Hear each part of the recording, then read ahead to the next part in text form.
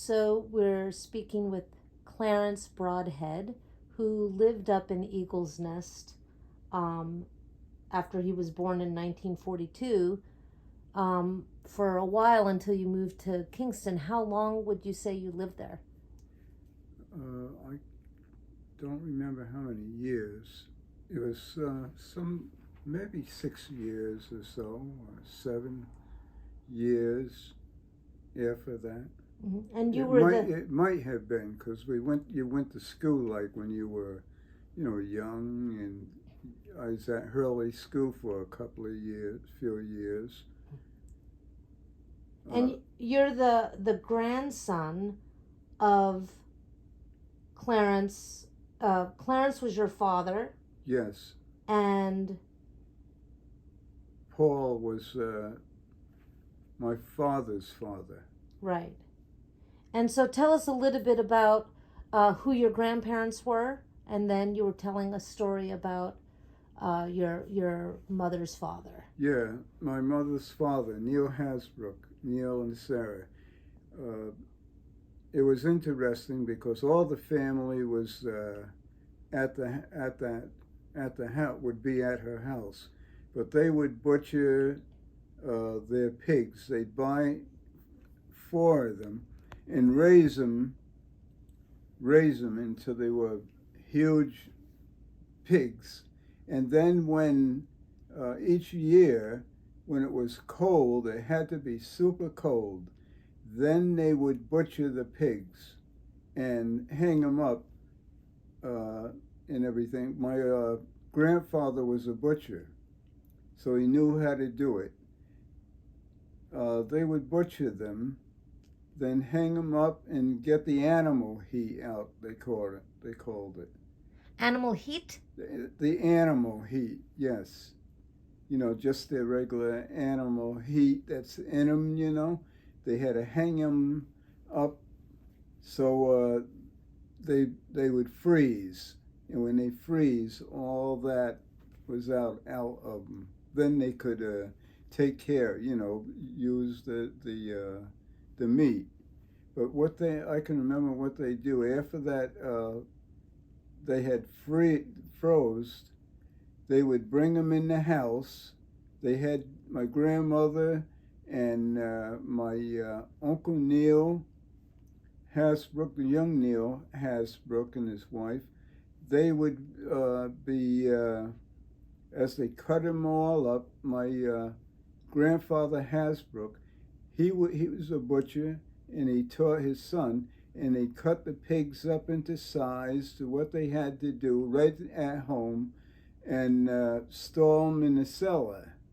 Store in the cellar, and at the same time, I can remember my grandfather and my grandmother. They had the flour barrels with flour in it, and she would make her own dough and everything, and she was baking bread, and she would stack them all up at the same time when they had her cousins there, and they'd be helping, sorting with the pigs and with all the parts, preparing them, and my grandmother would take it to the cellar. And my aunt and uncle, they were grinding all the meat up, and they used to use dish pan after dish pans, those old dish pans years way back in the day, and she would store them if she fixed them to what they had to be to save them, and put it down in the cellar. The pork. The pork. And at the same time, while this was all going on, they did it kind of fast, but it took time. They'd bring in another side after that side of the pig was done, and they kept this thing going with the four pigs that they had. So did they grind everything? And Yeah, they'd grind everything that they had to grind for grinding. Now I forget, what it was. It looked like hamburger. They had this old time thing, and they had to take the meat, what they gave them, put it in that grinder, and that would come out, into the dish pan, and they worked that. And then what'd they do with the meat? Was it sold to other families, or was no, it just for you? Maybe they gave some to some of the families around there, I'm sure. I thought they kept them, but they probably did. They did share a lot. They shared a lot. Bread and stuff. And my grandmother was baking bread at the same time. You know, she'd make her bread, fix it all up, put it in the bread pans. Then they used to set them up, and she'd have all this bread ready, and it had to, I forgot the name I had to do. It had to raise. It had to raise, and then it would go in the oven. And they would be baking bread, churning, because they had a cow, and maybe get 2 pills of milk at night, 2 in the morning. And so when this went kind of sour, they had somebody there churning, making the butter. And then she would prepare, when that churning was done, she prepared all this here. She was preparing all this stuff to put it down the basement. Who was helping her? My mother and my couple of cousins, Mary Hasbrook and her sister Katie. Those are your cousins? Katie Quintine, yeah. Yes, they'd be helping. My mother, my Aunt Henrietta, that was young Neil Hasbrook's wife. But they'd be there, and all of them, all hands were on deck except kids, because they had very sharp knives that they were using, and they didn't want the kids to get their hands in there. Did they cure any of the meat, like smoke it, or? No, I don't remember them smoking it. Mm-hmm. I know they had like crocks, and they probably pickled some of the feet, tail, or something like that. But the rest, I guess they just kind of like the pork. It was cold in the winter, so it was freezing down in the basement. So they'd hang up the hams. I forget. I don't even remember what that even looked like, how they did that. I remember all the canning that she did. She had a garden. I used to help her in the garden. We used to, as quick as I could, as a little kid, she showed me, you know, just what to do. And by the time I got done in a space of garden, digging it up, she was raking it all out and had her hoe and putting seeds in, and it was going so fast. And, you know, planting beans and everything, squash, everything you could plant, carrots, beets, potatoes. She had a number of things just going on. And so would you say it was pretty self-sufficient? Yes. And then she'd get a lot of tomatoes at the Great Bull Market in Kingston that used to be there. That's long gone. But she'd buy a lot of tomatoes. People would come with tomatoes. They had a garden, had too much. Sarah, we remember you, and we know you can, so here's some tomatoes. And she'd have, you know, the cousins and that were young to help them. I'm curious about the photograph that I saw of you sitting on the railing with a bunch of other children and an elderly gentleman. Yes, Tell me about that photograph. That was my grandfather, Neil Hasbrook, and I was sitting next to him. It was my brother, Charlie Hasbrook, Charlie Brodhead, and Muriel Brodhead, my sister, older sister. She since passed. She just passed this year. But, and Margaret Hasbrook, young Margaret Hasbrook. That was Mary Hasbrook's daughter. And a cousin? Yes. My sister and my brother, and the other two was a sister and a brother of Mary Hasbrook. And who is Mary Hasbrook to you? cousin. Oh, so the children are like second cousins? Yes, yes. What was life like on the mountain there, or on the ridge? Well, Like, this is every year they used to do that butchering, and then my grandmother would make pies, cakes, chocolate cakes. She'd be making, and she had a cupboard outside on the porch. She could put that in, put the milk in there as they prepared it. The milk. They got the milk. It had all that cream in it, and she would take that milk and strain it. They strain it so, no cow hair in it or nothing, so it'd be nice and clean, pure. And then she'd bottle all that milk and put it outside. And when it went kind of bad, going sour, that's when they'd bring in the churn. That's why she brought the churn, have somebody churning, and everybody's working, all hands on deck. And I just remember that. So and did you spend your summers there? Yes. And she would have this big pot on the stove, and a wood stove. They'd get their wood, and they'd have a lot of wood because you had to have some hot fire, to bake. In that oven, she'd be pulling out and putting in bread and biscuits, because they were all raised. And she had to, once they got raised, she said, I got to put them in the oven. And they put them in the oven, and when it came out, she put more in, and that was going on. And then they had a big old pot, big high pot, big pot. And they put all that fat of the pigs in that pot somehow, in water or whatever, and boiled that. And then they take dough, put it in there, we call it crillas, whatever it was. Say like you go to Dunkin' Donuts, and it was neat. So it's like lard. Yes. That you're frying in.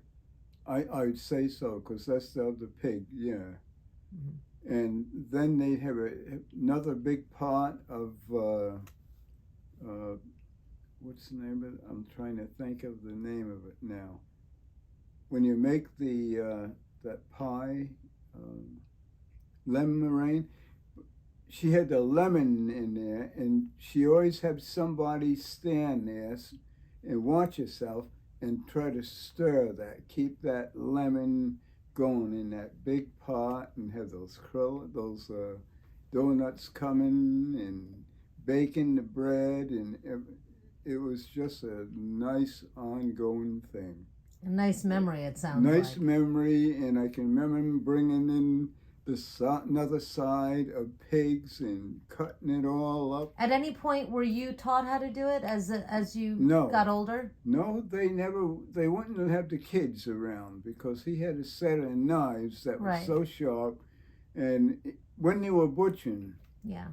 But as you got older, did you learn how to do that? We didn't learn how to do it. I mean, they used to say they had to watch a knife when they got the pig down, because he's squirrel, what do you call him, and they said that when they pull up his head, he had to cut it just right so he'd get the jugular vein, and then he could let it loose. They let him bleed out and everything. When he went down, that was when they had a barrel there to, put him in it, and the stuff to make the hair a little softer. And they had these cure combs, what they call it, and they get all the hair all off it, and it had to be just right. That's the way they were. They had to do an excellent job on that. And then they would, after they took out the gut of the pigs, all that stuff, everything out, somebody would be right there that wanted it. They called it chitlins way back in the day, and somebody would take all that stuff. But there was part that they used to take, and they used to take all that stuff and, you know, get it all out. And they made, what is it? Bacon, not bacon, sausage. I can remember they made sausage out of something like out of that. Did they make it there, or they took it home and made it? No, they had it right there. They did everything at home. Mm-hmm. Yep, to keep everything going. And they had the cellar to put everything in. So she had all her cannons. She would buy, like, in the summer, hundreds of cans. You know, the jars, yeah. Jars for canning. For canning, yeah. And then she would, she'd have water, and just what would make you get out of there is that she had to score all that stuff before she put anything in it. And it was cherries and whatever, that tomatoes and everything that you could can. That's what she'd be canning for the winter and all. Hmm. You mentioned a Cantine. How were you related to them? They were cousins. At a certain point, as a young child, when you started to go to school, you left and went to Kingston, correct? Yes. And then my father got a job over in Ulster Park with Mountain Tessera and Tessera's sons. Doing what? It was a chicken farm. They had like thousands of chickens, you know, a couple of coops, big time coop. Big time coop, real farmers. And Mountain Tessera was his boss. And then Mountain had his father and his mom was there, his sisters, and there was Mountain, Mike, and Cos was his brothers. One was lived in California. I think it was Cos. He had the banana plantation, and the other one, I don't remember what he had. But all the brothers were in business. They were Greek and Italian, Greek-Italian family. Mm-hmm. And they just loved my father. And when Christmas came, Mountain Tessera would say to my father, "Look, don't you and your wife buy any toys for any of the kids. For 6 of us. We'll take care of the Christmas tree, the toys. Just tell us what each one want. We'll buy it." And then they would come to our house on Van Buren Street and set up the Christmas tree, all of us together. We'd set up the Christmas tree, deck it.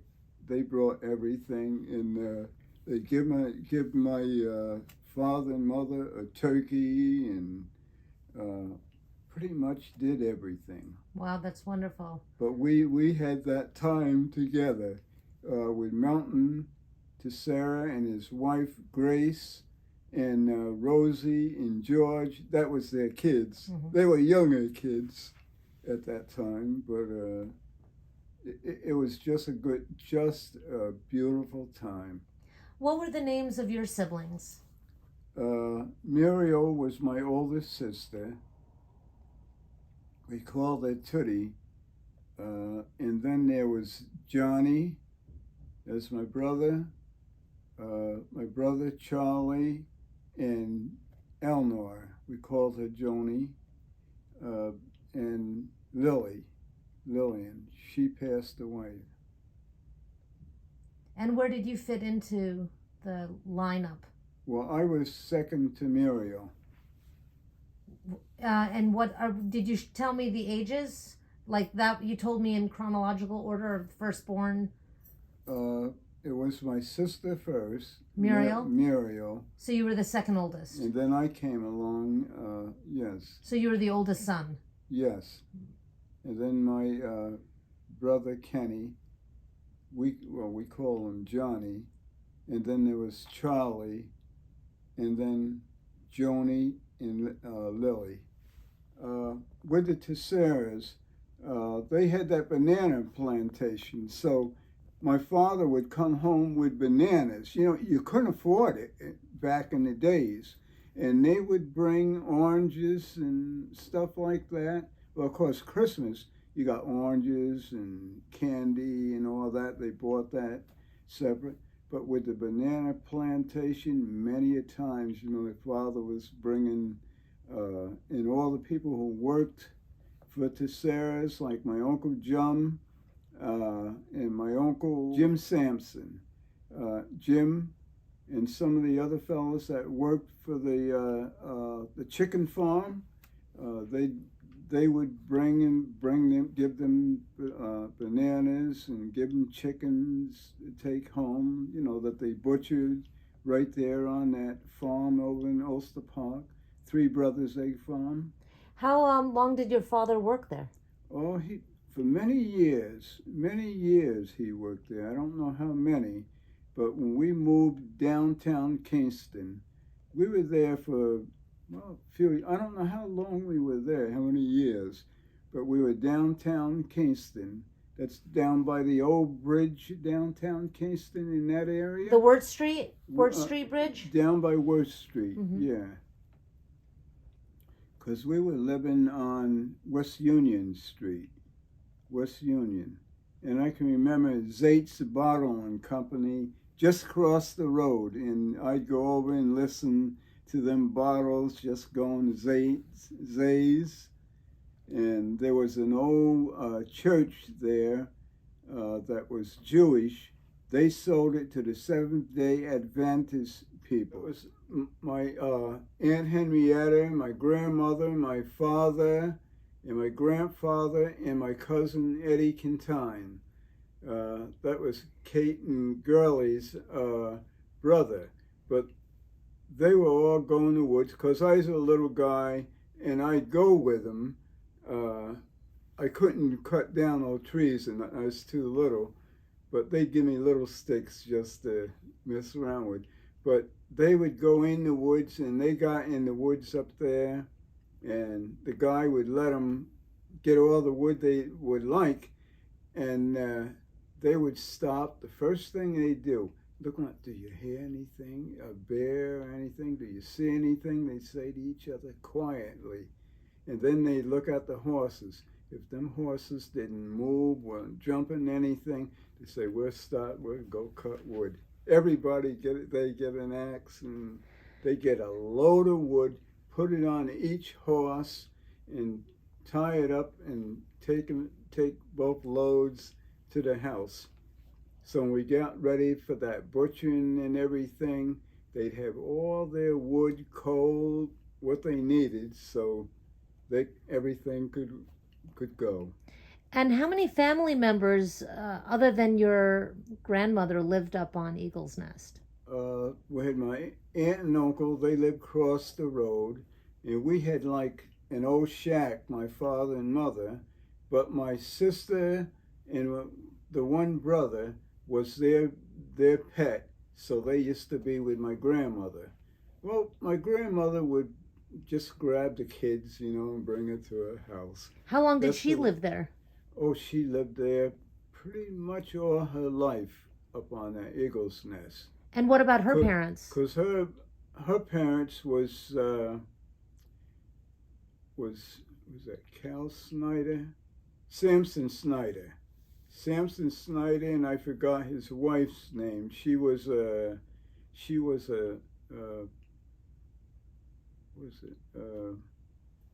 I have to think of it now. Davis. She was a Davis, and she married a Snyder, and he pretty much owned all them woods up there. Pretty much Snyder? all of it. Yes. Pretty much all those woods. In the first, way back when my grandmother was born and raised. That's where that part came from. Let's see, I think she had 2 sisters. I can't remember their names now, my grandmother's sisters. and a brother, Pat Snyder. Mm. And he married a lady in Kingston, Van Dyke, Lenny Van Dyke, who was like an alderman or something in Kingston. Lenny's sister, and Van Dyke. That was Pat Snyder. That was my grandmother's brother. Married and had children. And then their children had, one sister had, probably 15 kids, I bet you, almost. So your family has been in the Kingston area for how many generations? Do you know? For generations. Mm. They were all here for generations.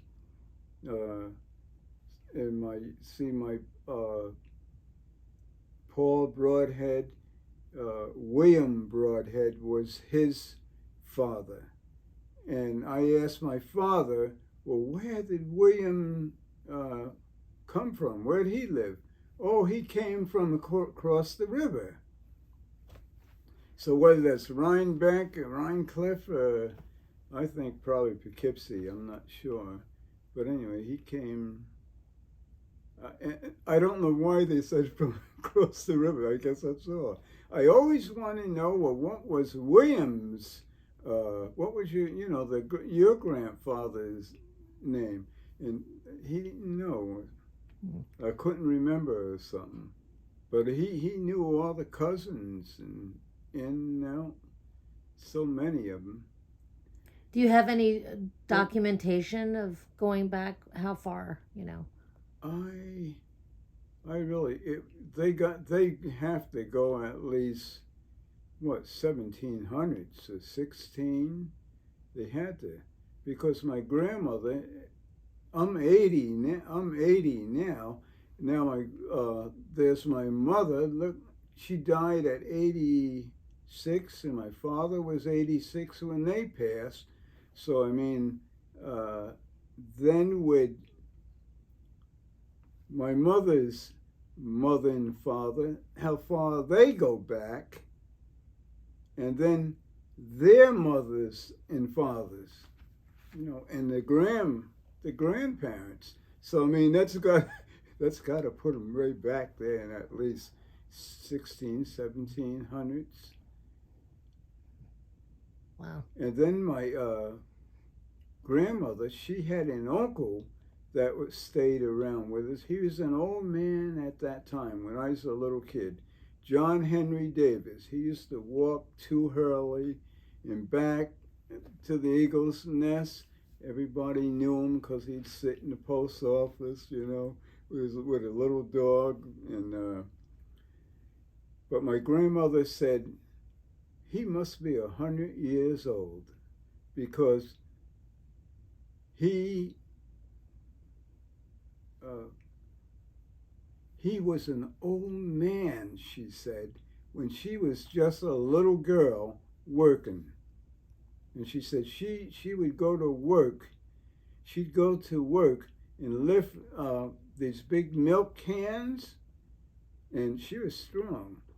She'd lift them milk cans, and she said at the end of the week, she'd make 50 cents. That was money at that time. But she said when she got home, her mother didn't teach her didn't give her, not teach her, but didn't say like, teach her how to cook and everything. So when she came home, she'd come down that path, that road, and say, put out her hand. And you put that money in her hand, said you couldn't talk back to the old people in them days, because they knock you in the next week, that kind of a thing. And she said one day, when she had gotten married, she smelled some bacon going on down the hill. It was her mother. Well, she knew it, and she thought she'd go down and chat with her and that. When she got ready to come away, she said, Mom, could I have a loaf of bread and take it home? And she said, are you married? You have a husband? She said, yes. She said, ask him for a loaf of bread. Just like that. And she said, you know, you couldn't talk back to them, do anything, don't get mad. She said she came back home. She didn't know how to cook. They didn't teach her. But she said, she said to herself, I want to learn how to cook, bake. She went over to Hurley, got with somebody who baked, cooked, and everything, set tables. She said, I didn't know how to set a table. And she said, knives and forks in it. She said, they learned of that, how to bake, cook.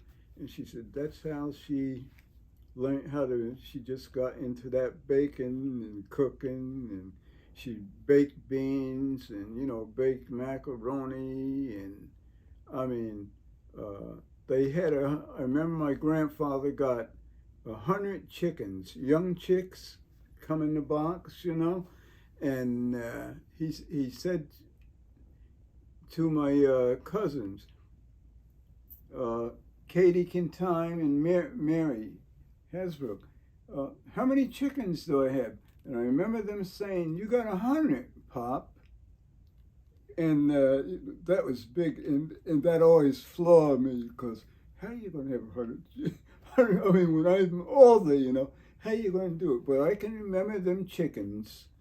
He had built a thing where they took them pictures.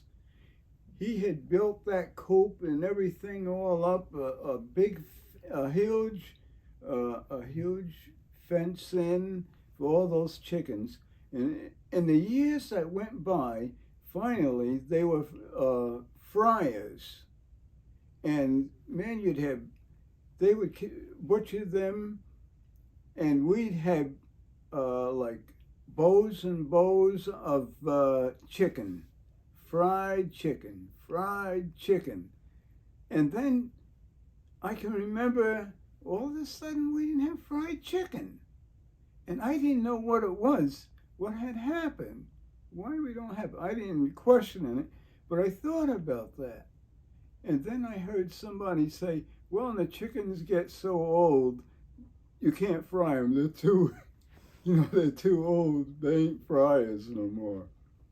So I understood that, yeah. But I thought, I love it. But I mean, the chicken was so good. It's just like Kentucky Fried Chicken, I mean, it just show you what she learned and everything, and how things just go together so good.